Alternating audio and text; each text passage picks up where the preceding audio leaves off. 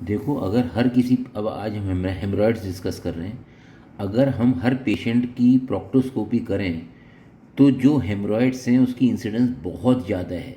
लेकिन हम जो टर्म यूज़ तभी करते हैं जब पेशेंट सिम्टोमेटिक होता है। तो ऐसे नहीं किसी की प्रोक्टोस्कोपी में हेमरॉइड्स मिल गए छोटे से और हमने उसको लेबल कर दिया, ठीक है जी। जो पोर्टल हाइपरटेंशन के पेशेंट होते हैं उसमें रेक्टल वेरिसेस मिल जाते हैं, लेकिन रेक्टल वेरिसेस को हेमरॉइड से कंफ्यूज नहीं करना चाहिए, दोनों अलग चीज़ें हैं। हेमरॉइड्स दो तरह के होते हैं, इंटरनल हेमरॉइड्स और एक्सटर्नल हेमरॉइड्स। इंटरनल हेमरॉइड्स वो होते हैं जो हेमरॉइड्स डेंटेट लाइन से ऊपर होते हैं, और एक्सटर्नल हेमरॉइड्स वो होते हैं जो डेंटेट लाइन से नीचे अराइज करते हैं, ठीक है जी। इंटरनल हेमरॉइड्स, हेमरॉइड्स का मतलब है ब्लड, रॉइड्स का मतलब है फ्लोइंग, तो ब्लड फ्लोइंग है बेसिकली। और पाइल्स भी बोलते हैं इनको, जिसका लैटिन का वर्ड होता है पाइला, जिसका मतलब बॉल से मतलब होता है। ये एसिम्टोमेटिक होते हैं और इनल कुशंस हैं। ये 3, 7 और 11 पोजीशन पे होते हैं in lithotomy position.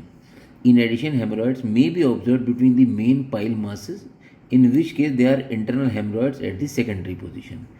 External hemorrhoids relate to the venous channels of the inferior hemorrhoidal plexus deep to the skin surrounding the anal verge and are not true hemorrhoid. They are usually only recognized as a result of complication which is most typically a painful solitary acute thrombosis.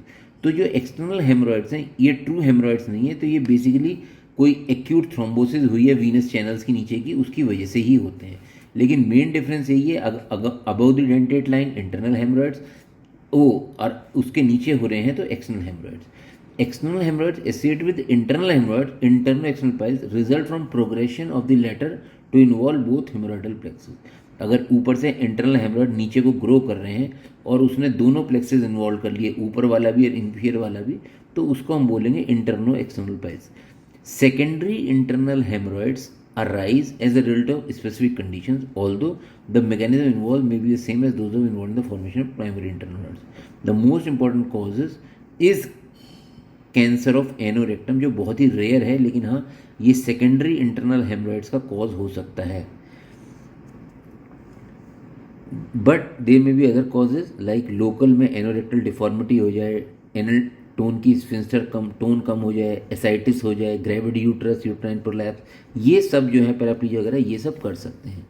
Primary internal haemorrhoids, तो ये किस वजह से हो सकते हैं? पहले तो ये कहते हैं कि हो सकता है पोर्टल हाइपरटेंशन की वजह से होते हो, लेकिन ऐसा ज़रूरी नहीं है, क्योंकि हर पोर्टल हाइपरटेंशन के पेशेंट को हेमरॉइड्स नहीं